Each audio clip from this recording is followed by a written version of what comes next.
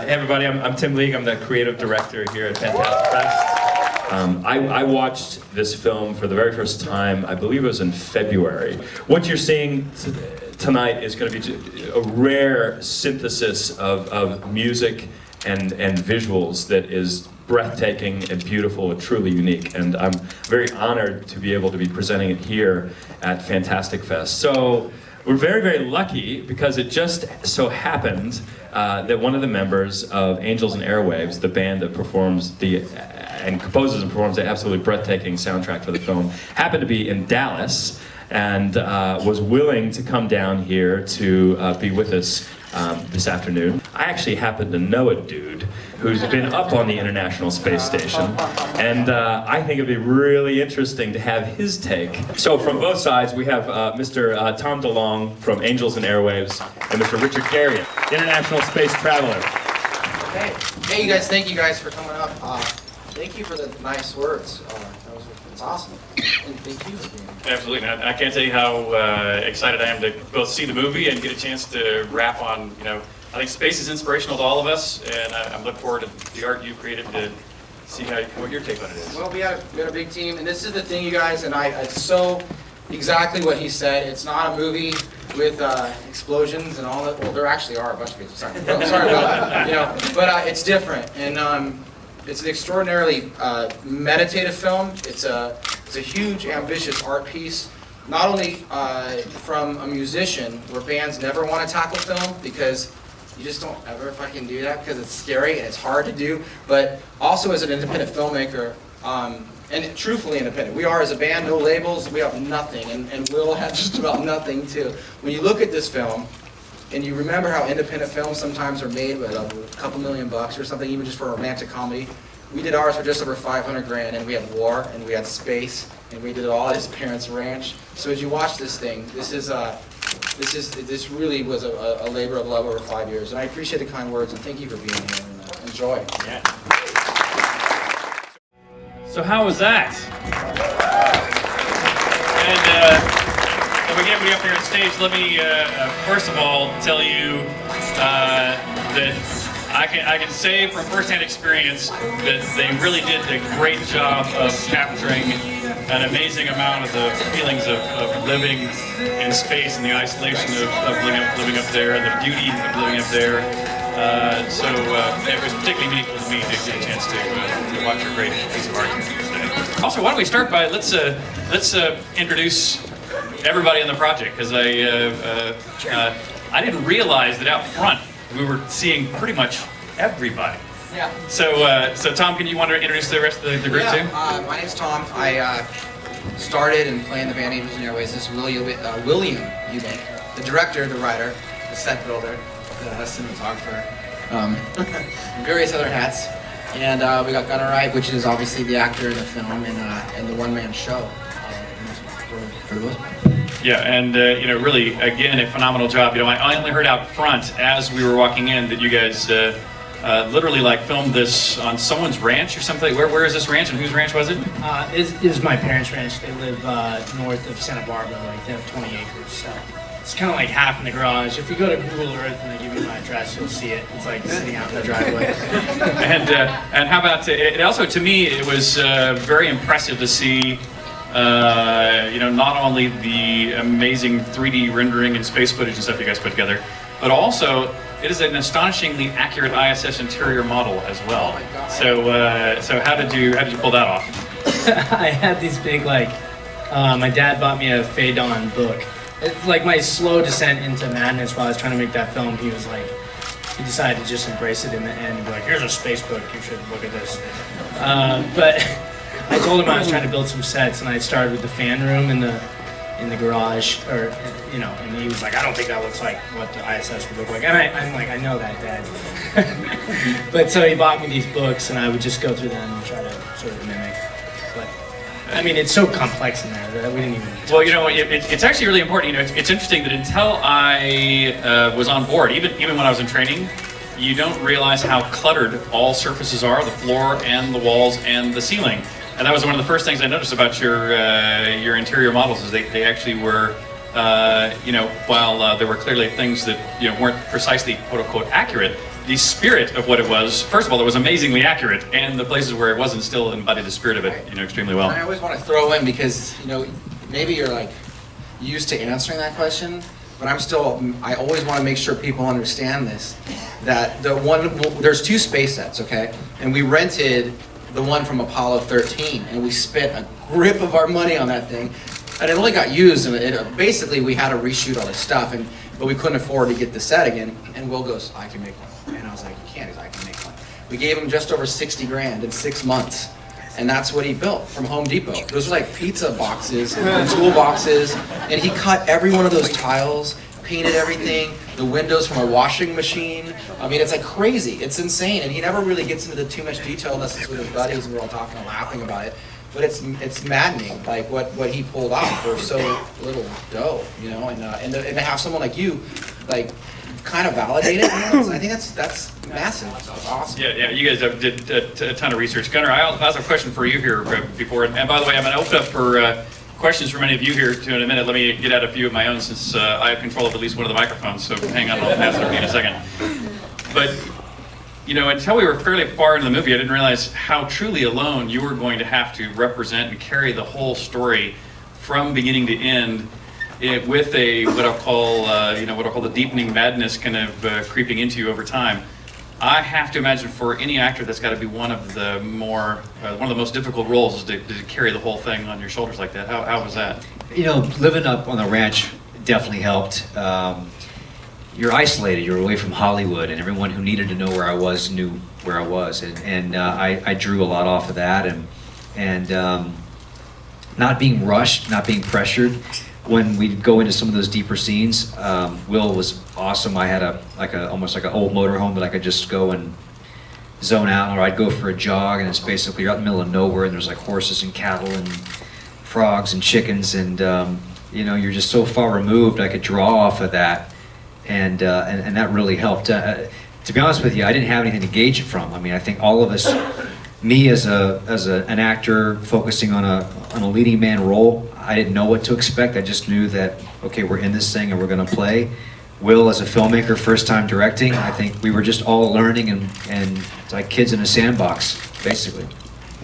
And then last question before I go outside, and I'm not exactly sure who to send this to because I don't know the answer, which is, when Tim asked me to come in and see this and chat with y'all, I wasn't sure how much of a story movie to expect or how much of a ambiance movie to expect, and it actually was all things. It actually had. I was actually really impressed with how you wrapped it up and brought it back. Brought the full story full circle. The payoff for what you could have easily considered or would have expected as an ambiance movie was actually a great story in addition to having such good music and ambiance. Where did that narrative inspiration come from, and who put it together? I mean, here, I'll start and then I'll let Will. For people who don't know what Angels and Airwaves is when we started this band, we had nothing. The labels were crashing around us, the radio stations were closing, and we had no idea how to make any kind of noise whatsoever. So we set out. We said, listen, we're gonna be extraordinarily ambitious, and we're going to take large themes of the human race and communicate them on different mediums. And we want to make a film. But we knew that if we were to make a film, we're a band, so it's not going to be in the category of most films. But if we're a band making a film, our band will be in the category of most bands. We kind of create a new category where we're blending them together, which gives us a lot more latitude to experiment with how things work. At that point, it's really kind of experimental art, And so then you get a guy like Will that comes in, and we set up these kind of macro parameters. Okay, well we want it to be science fiction because once you kind of start to deal with space, it's so aspirational. Because if it truthfully is infinite, then I like to say there's infinite possibility. So we like the idea that anything can kind of happen there. To us as a band, we always found that very hopeful. We knew that we wanted to be meditative, cerebral. We wanted to have some kind of philosophical kind of message. But these are just like big terms, And then Will comes in, and you can answer how you came into the story. Basically, it was 4 years of that meditation. So we were kind of all doing stuff like to make money at the time. Like I would go off and shoot these really, really, really bad Lionsgate films. And no, I'm just joking. Lionsgate's great, but we would shoot these really bad like cop dramas and stuff. And actually, we're talking to Lionsgate about stuff with this film, but I'm just joking. I love them. But no, we were doing. I was just really gnarly like cop dramas and just stuff that I was working as a cinematographer on. Like you get there and be like, oh yeah, we decided to knock this schedule down from 16 days to 12 days, and we're gonna make a movie. And it's just like fucking suck. At the same time, like we're in this crazy long project. Tom and I, where it's like we'd do a little bit when we had the money or the time or whatever. And so he'd call me up, be like, all right, so are you shooting that stuff soon? I'd be like, nah, I'm in Michigan, shooting this project or whatever. But we would have these really long conversations about themes that were important to us and ideas and ways to communicate them. And I don't know, the film just sort of evolved out of that. All these conversations with different people and things. So when you shot it, did you do the final, what I'll call, running film through a camera, presumably digital these days? Did you do that at a fairly tight focused time at the end, sort of as a normal traditional movie is shot? So you did tons of pre-production and then the final shoot close to the end? Yeah, I mean, it was actually really, in a sense, there's probably about 8 chunks of filming, with one massive chunk of the space stuff after I built the space station. We had one small chunk of space stuff before there that was just not really right, and it was in a tiny environment that wasn't big enough. And so there was a lot of rehashing. And I want to say, like, while I was making the film, it was really difficult in a sense because there was really no production. It was just me and a couple buddies. And, Angels and Airways, wonderful people, but we're not like a real film production. So I found that really difficult. But in the end, that was sort of I don't think I'll ever get that kind of freedom again to just do whatever I wanted to do. And so in a way, it was really liberating not having people tell me what to do. He owns a construction company now. Do you guys want to build like a house or something? So I actually have some more questions, but I'm going to open it up to you all too. And so if anybody has a question, stand up, raise your hand, and speak loudly, and I'll repeat it if need be. Please.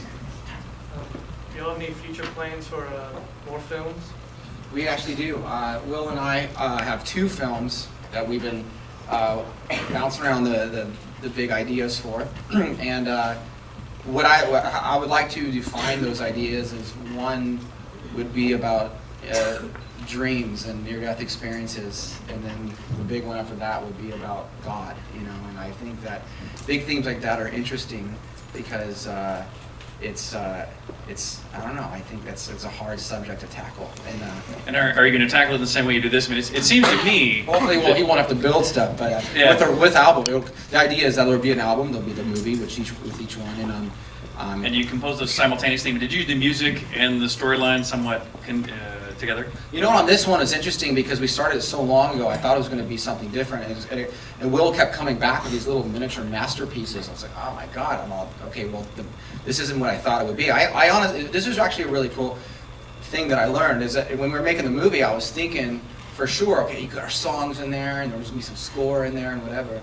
I was really pleasantly surprised that at the end, it wasn't about the band. It was about this message, right? So I was excited that the music was there to support that, and it wasn't really about putting us in there or me singing in there. And I love that. And I think that's what our band's doing different. It's like the movie stands on its own, and the album stands on its own, but they're both together, one and the same. And then I'm going to sneak in another one of my own questions before I go back again to questions from y'all. As I was making notes during the movie, I formulated a question which I think I know the answer to, but some of the things you've just said made me think of it again, which is, what is your personal outlook on, the future of humanity and space exploration, and how do you think the world's going to end? I mean, are you a generally hopeful, optimistic person, or most of the fans are like, dude, you're gonna get him to talk for like an hour on that. Well, I don't know. I mean, it's you go. It's the movie to me is kind of like just it's not really a warning, but it's like, for as much potential as we have as human beings, like we can go to space, we can go to the moon, we can do all these amazing things, and yet we have our heads like in the mud and all these gnarly things that just are the opposite of human connection, they're opposite of love. It's just like chaos on our own little tiny rock, when we have the potential to go to other worlds and populate other places. and it seems like the more potential we get as humans, the more likely we are to destroy ourselves. And the movie's just kind of an examination of that, sort of. And I don't know, like The Pale Blue Dot really sums it up for me, and just in terms of Carl Sagan, when he talks about looking back from Alpha Centauri or something like that, and imagining like all the rivers and roads we had to cross to get to that one point where we can, imagine ourselves populating an entire universe or something, and we have the possibility to do it. And I mean, you've been Obviously, to space. I agree. Like, yeah, I don't know. It's a huge point for me. And No, so I think it's great. I mean, again, I think that you brought that storyline to a really a great point towards the end. How about any more questions from any of y'all over here? How did you guys choose the people that you interviewed? Those are friends of mine. Now, I always get the question like, why aren't there any girls? The question, by the way, if you didn't hear it, was how did you choose the people you interviewed? I'm going to preface this. I always get the question following that, like, why are there no girls there? It was never really intended to be something like, first off, I never figured this film would get to this point where it's like this epic, crazy thing that it became. But they were just friends of mine that I knew who were willing to like spend hours in a room with me as I asked them these esoteric questions and tried to get answers from them. It's not really in any way representative of like all of humanity or anything like that. But it's just little pertinent things that I think that can kind of like, I think most people can relate to on a human sense. So. And I'm guessing, a lot of those, of course, were scripted, but that makes me think of a question for Gunnar, who again is having to do this introspective, often quiet reflection, on stage. When I would see you in some of the quieter parts, to be honest, even though I was up there with 5 other crewmates, the ISS is actually so large. I would spend entire days completely by myself in 1 or 2 modules and effectively never see another person unless I chose to leave the area that I was to go to someplace else. Most people don't realize how huge it is and how most everybody's working in one little area. And so that kind of, that sense, so I got a sense of isolation. What did you do? Did you, are you an explorer normally? Do you go live in Antarctica for a month on your own? Do you go in submarines? Do you like being alone? I do sometimes, and that's why I think it's funny. That's why I think I always, as a kid, gravitated towards something like motorcycle riding, because it's just you know, and you when you're on a motorcycle, you leave all your troubles behind you. So I drew off of that inspiration. I was actually, I think, breaking up with a girl like halfway through filming. Interesting. Yeah. Basically, I don't exactly know if it was in tandem or not, but so there was probably a lot of internal things that were fueling some of those emotions, and I'd say probably more just practical. Like a lot of those scenes, I'm in shorts and it's 40 degrees. It's like 3 o'clock in the morning, and there's like bugs, and we're trying to make something so chaotic, peaceful, or surreal, and you're in a headspace, you're in a focus. It's in some ways like racing a motorcycle or getting ready to play on stage. You just get your head around it, and that's all you focus on, and you don't do anything else. We didn't have the pressure. Again, we didn't have the pressure with big budget films or with a lot of the films today, where you get a handful of shots and you got to move on. But we did have a frog wrangler. So like anytime the frogs would start ribbiting over at this little like pool that we had, he would have to like stomp his foot to get the frogs to shut up. And then we had these little dragon hawk mosquitoes, and we had like this little shop vac, and anytime one of them would like run through the scene, we'd run through and suck them up. So. I'm just sorry for just throwing in a personal note too, but the fire alarm actually went off once when I was on the ISS. And I have to tell you, what do you do when that happens? that it is interesting, because it is that motivating, shall I say, like it was for you. You're really motivated. In this case, it was just an electrical short that produced some gases, and it was on the water processor, so some steam vented into the kitchen area. We're so spot on. But I know, but it really was. It was like, it was really shocking to go, yeah, that's exactly right. When you hear that one go off, you pay attention quick, and everybody goes to the Summit Central Command Post, it's called. And so it was Again, great job of, What would you do? Would you just like, can you jettison sections of the well, you ship or depress it. something? Actually, if you have a place that where there's a fire, you, in theory, would depress it to get the air out. But it is interesting. Another little trivia detail on the ISS. The room with all the fans.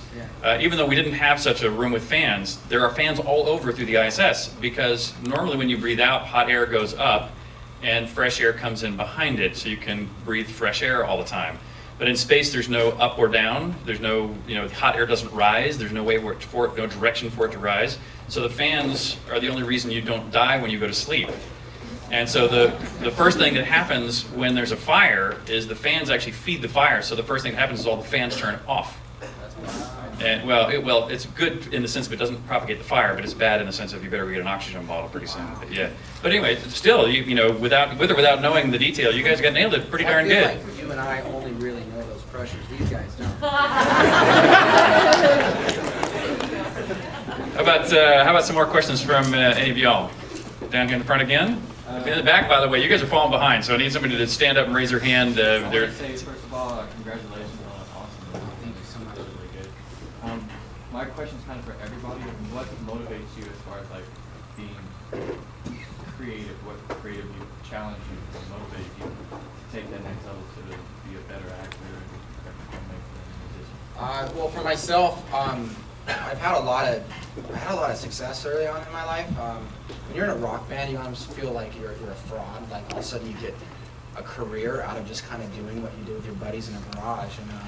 And then when that all left me, when the band broke up, I found out I was an adult, and I was like, what do I really want to do with my life? You ask those questions not when you're in your early 20s. You start to ask those questions when you hit around 30 years old. You're kind of going, man, I got to make some decisions about what I really want to do. So the thing that really pushes me to want to do stuff like this, I just want to do good stuff. I just want to do things that are positive, that are fun, and that challenge me with my mind and my heart, And then I want it to all be packaged up and be cool. And then, I was like, so that's what Angels and Airways is to me. It's like this big, project where you try to do these things that really, can really touch somebody, and not literally, but packaged up with stuff that just resonates with me.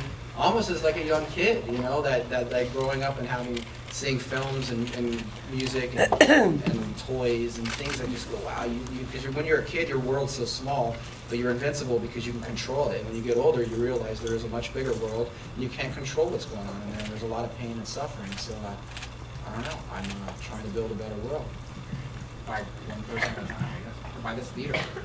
Yeah, honestly, it's something like this. It blows my mind, just to be able to come in here and sit in front of you guys. These tables are daunting. It's so crazy. It's so awesome. But to be able to come here and share with you what's in my head, which is really weird, and to have you guys sit and watch it, it's just And care, and care, yeah. Just to be able to get out my philosophies and thoughts and ideas is just really motivating. It's really satisfying to just feel like, oh, I can share it, and to have an audience is just a huge feeling. Hunter, you want to throw in a comment there too?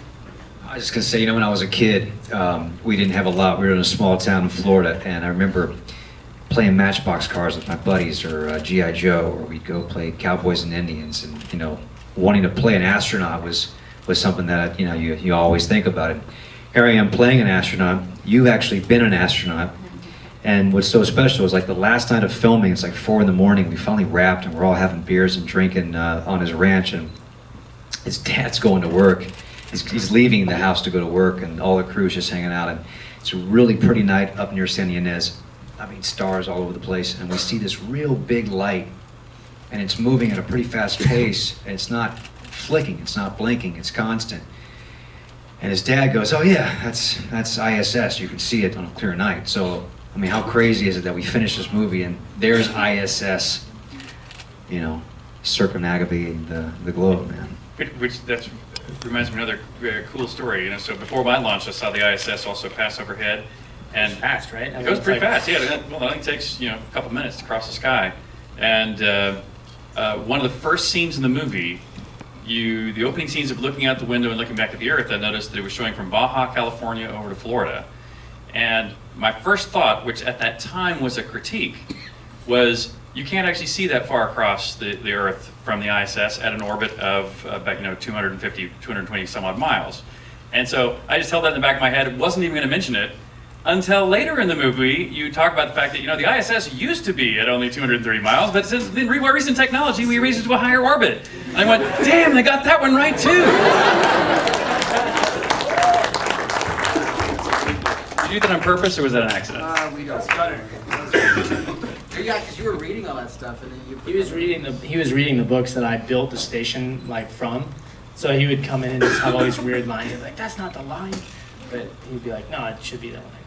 Anyway, it was good. There was a lot of these little details that you guys actually nailed better than you might have guessed.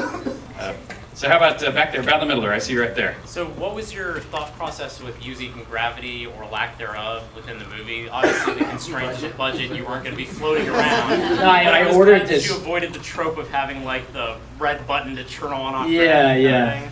I mean, basically, like, I ordered this massive Acme anti-gravity machine, and they brought it to the house, and it just wouldn't fit up the driveway, so I was like, all right, guys. It basically we couldn't do it, so just decided to make a movie. But you should. I mean, I think a better answer is because when you were talking about how you're going to film it, you at one point you were going to have all locked off camera shots, and you and Mark went to blows over it, and you ended up floating the camera a lot of the times, and you. Just by the skills you got, you gave that kind of vibe. We started off like the first couple of days of filming where I'm like walking like this. Will's looking at the dailies going, no, we're not going to do that. And by the way, I would like to be complimentary of that as well. I mean, the problem didn't even cross my mind until I saw you face it in the film. And then I thought, okay, well, obviously, how are they going to deal with this? And I said, okay, well, just, you suspend your disbelief, and gravity's not. It'll be a pretty easy thing just to have as give me through the movie. But the fact that you did float the camera the way you did really gave you a sense of what is really true on the ISS, which is you quickly lose your sense of perspective. You really do. You don't really notice after a while which thing you call the floor, which thing you call the ceiling. And in fact, if you just sit on what you might call the wall and close your eyes and open your eyes, suddenly that's the floor. You really don't know or care. And your floating camera gave a sense of that disorientation where up and down really loses its relevance, which I thought was the important part about being up on the ISS. I think one of the coolest things about a set, how symmetrical it was, because you were putting people on the walls and the ceiling and I don't know if the ISS. Did you rotate that? You must have rotated it to get it down. We had like a circular head that we would try to flip the camera here or there. And then my plan was to start the movie, everything's sort of grounded, and then by the end, like everything starts flipping upside down and doing all this stuff. But, just a little bit from there. Okay, in the red shirt right there. I have a question for Will regarding the art design and cinematography. I noticed like in the Civil War scenes, almost like a masterpiece of artists. How challenging was it to balance that with the futuristic, those two kind of separate? Sure, yeah. Basically, that's the last stuff I filmed in all actuality. So it's kind of like, you kind of see me as a filmmaker over 4 years. I shot during this movie, I think I shot at least 3 or 4 other films. And so I think I learned a lot as a filmmaker through that time. And so you kind of see bits of me through that 4 years of like starting here, doing this, doing that. And so it was a little easier for me, or there were certain, like as a filmmaker, certain things become like riding a bike, I feel like, that you just don't even think about, that just get plugged into your work. So it was a little easier when I was shooting the Civil War stuff to forget certain things that I might have tripped over earlier, and just tried to focus on making these sort of like very cinematic shots. Plus it's slow-mo, so all you really have to do is like get a bunch of shit happening real fast and then get it, you know what I mean? But I think the biggest thing is trying to paint sort of, like on the big crazy shot where they're all hitting each other, I dug all this. I would just look at paintings and things and be like, all right, so if I'm gonna do that, I'll dig this out here and get these guys low and try to put something back there so they end up in a triangle. And then with the space station, which was done before, the biggest challenge for that was I wasn't really a carpenter, but I had to learn pretty quick how to cut straight angles, For me, I feel like I'm good at texture and stuff like that, but creating straight angles and routing stuff, that definitely I learned over the year of building the station. So. Well, I'm told we actually have time for just one more, and I saw somebody had their hand up for a long time. There you go, in the back there. My question's for Tom. Like, during the movie, it has that feeling of seclusion.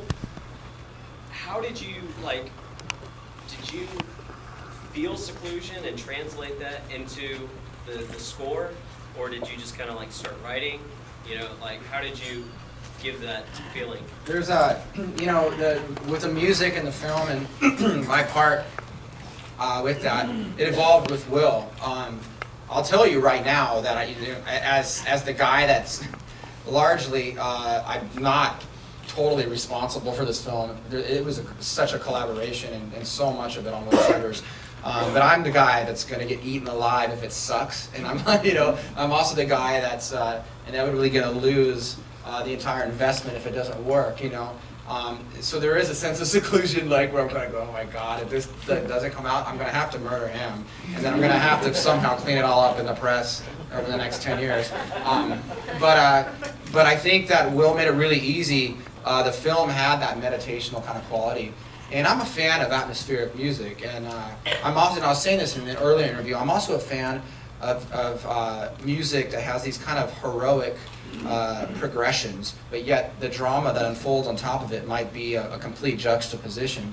So that way, as a viewer or as a listener, it's a bit of a tug-of-war, and you get confused emotionally, which leaves a lot of it open to interpretation, and it's kind of ambiguous. And there's a lot that's ambiguous about this film. A lot of people come up to me and go, what's up with the little war? What happened at the end? And I go, well, I can tell you, but I think that even I am still learning as we go along, because Will masterfully did it in such a way that that different people grab something different from it. And I always loved, I remember Bob Dylan used to say that he never would say what his songs were about, because it almost ruined it for the other person listening, because you don't want to be that literal sometimes. You want people to be able to take it, digest it, and they're the other 50% of the equation.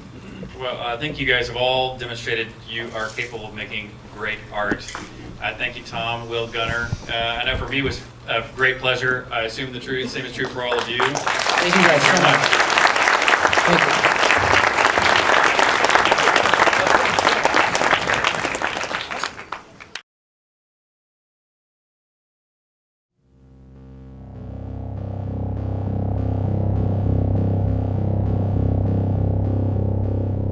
Please welcome Richard Garriot. I'm a computer game developer. We think of him as the godfather of virtual world. Your father had the right stuff, but in my opinion, you have even writer stuff. $30 million. I will launch and become the first second-generation American astronaut. This entire year, I've been in Star City, just outside of Moscow, training. This is the goal that I have really been working towards for 20 to 30 years.